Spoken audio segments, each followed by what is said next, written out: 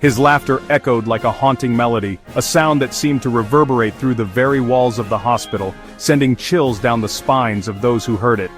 It was a laughter that masked a sinister intent, a chilling counterpoint to the suffering he inflicted.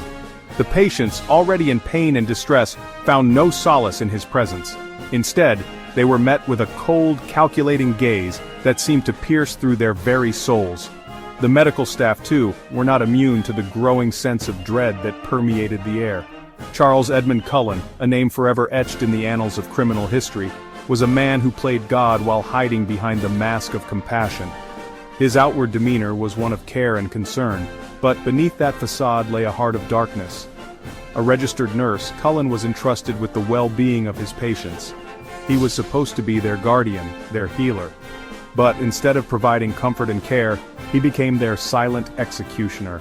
A specter of death moving through the sterile corridors of hospitals in New Jersey and Pennsylvania, Cullen's presence was like a dark shadow that loomed over the lives of those he was meant to protect. His weapon of choice, the very medications meant to heal, transformed in his hands into instruments of quiet demise. He manipulated the dosages, turning life-saving drugs into lethal poisons. Cullen's reign of terror spanned over 15 years, a period marked by a series of unexplained deaths that left families grieving and hospital staff bewildered. The hospital staff, though dedicated and vigilant, could not shake the growing sense of unease. Whispers of suspicion began to circulate, but the true extent of Cullen's actions remained shrouded in mystery. He moved from hospital to hospital, leaving behind a trail of unanswered questions and a body count that continues to shock and horrify. Each new location brought with it a fresh wave of fear and uncertainty. His victims, often elderly and already vulnerable, placed their trust in him, unaware that their caregiver harbored a dark secret.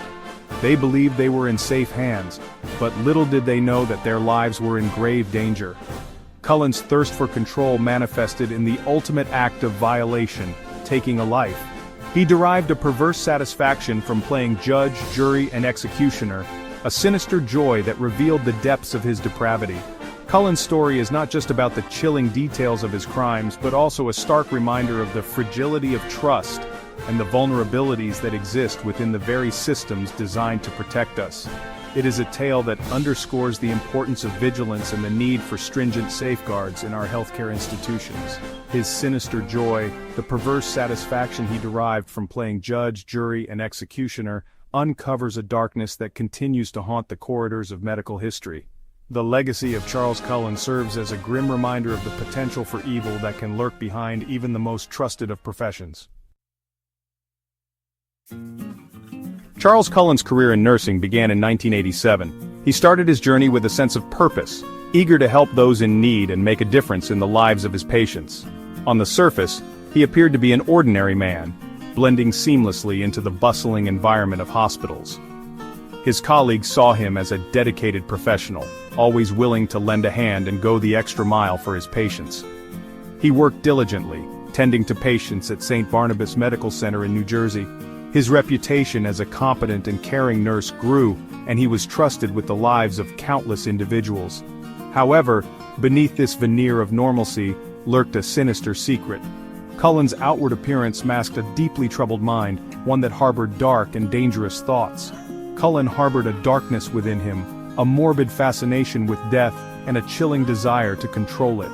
This obsession began to manifest in his actions, leading him down a path of no return. His first victim, a patient at St. Barnabas, succumbed to a lethal dose of digoxin, a heart medication, administered by Cullen. This marked the beginning of a terrifying pattern, one that would claim the lives of many more.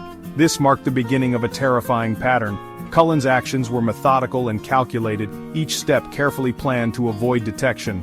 Cullen, driven by a twisted sense of purpose, began to see himself as an arbiter of life and death. He believed he had the right to decide who lived and who died, a belief that only grew stronger with each passing day. He selected his victims from amongst the most vulnerable, patients already grappling with illness and old age. These individuals, already weakened by their conditions, were easy targets for Cullen's deadly interventions. Cullen's actions went unnoticed, dismissed as tragic complications or natural causes. The medical community, trusting in the integrity of their colleague, failed to see the pattern emerging before their eyes. This only emboldened him, fueling his belief that he could act with impunity. With each successful act of murder, his confidence grew, and he became more brazen in his methods. He moved from one hospital to another, leaving a trail of death and unanswered questions in his wake. Each new facility provided him with fresh opportunities to continue his deadly game.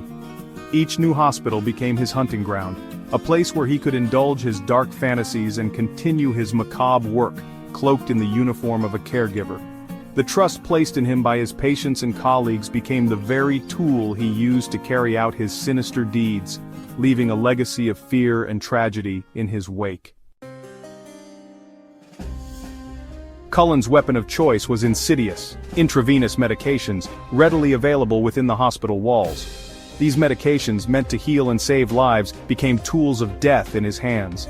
The very instruments designed to provide care and comfort were twisted into harbingers of doom. He primarily utilized digoxin, a powerful heart medication, administering lethal overdoses that mimicked heart attacks. Digoxin, when used correctly, can be a life-saving drug for patients with heart conditions. However, in the wrong hands, it becomes a silent killer, causing the heart to fail in a manner that often goes unnoticed until it is too late. His victims, often elderly and frail, were easy targets. These patients, already vulnerable due to their age and health conditions, stood little chance against Cullen's calculated attacks. They trusted the medical staff to care for them, never suspecting that one among them harbored such malevolent intentions. Their weakened states made it difficult to distinguish between natural causes and Cullen's deadly interventions. The line between a natural decline in health and a deliberate act of murder was blurred, allowing Cullen to continue his spree undetected for years. He also employed insulin, another readily available medication to induce fatal hypoglycemia. Insulin, essential for diabetic patients, can be deadly in excessive amounts. Cullen's knowledge of this allowed him to exploit it, causing rapid and fatal drops in blood sugar levels. Cullen's knowledge of medications and hospital procedures allowed him to manipulate dosages and administer these lethal cocktails undetected. His familiarity with the hospital environment and its routines gave him the perfect cover to carry out his sinister plans without raising suspicion. He became a master of his craft, a grim reaper disguised as a healer, his touch bringing not relief but a swift and silent end. His ability to blend in with the caring and dedicated medical staff made his actions all the more chilling. Cullen's methods were calculated and cold-blooded. Each action was premeditated, each victim carefully chosen. He operated with a level of detachment that is hard to fathom, viewing his patients not as people, but as opportunities to satisfy his dark urges. He meticulously researched his victims' medical records, identifying those with pre-existing conditions that would mask his deadly interventions. This allowed him to select individuals whose deaths would appear natural, further ensuring that his actions went unnoticed. He understood the intricacies of the human body and exploited this knowledge to ensure his actions went undetected. His deep understanding of medical science was perverted into a tool for murder, making him a uniquely dangerous predator. The ease with which he obtained and administered these lethal substances exposed a chilling vulnerability within the healthcare system, a vulnerability he exploited to satisfy his own twisted desires. This dark chapter in medical history serves as a stark reminder of the potential for abuse within systems designed to protect and heal. Section 4. The Confession. In December 2003, after years of evading suspicion, Charles Cullen's reign of terror came to an end. His final workplace, Somerset Medical Center in New Jersey, became the stage for his downfall. The hospital, alerted to irregularities in medication records connected to Cullen, contacted authorities. Cullen, confronted with mounting evidence, confessed to his crimes. His admission sent shockwaves through the nation.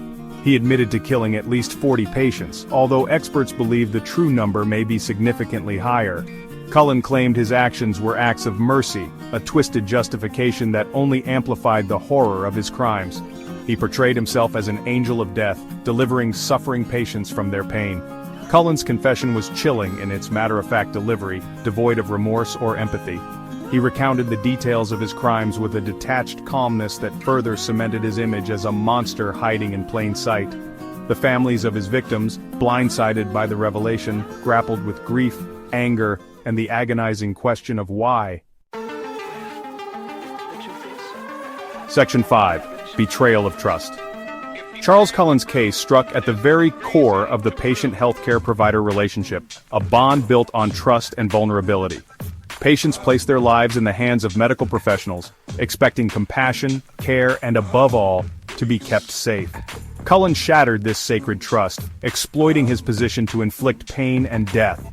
His actions raised profound ethical questions about the responsibility of healthcare institutions to protect patients from those entrusted with their care. The fact that Cullen moved from hospital to hospital, leaving a trail of death and unanswered questions, exposed a systemic failure to adequately address suspicions and share information.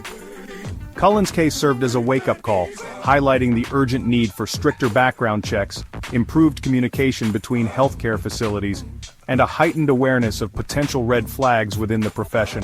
The betrayal of trust ran deep, leaving a lasting scar on the medical community and instilling fear and doubt in the hearts of patients nationwide.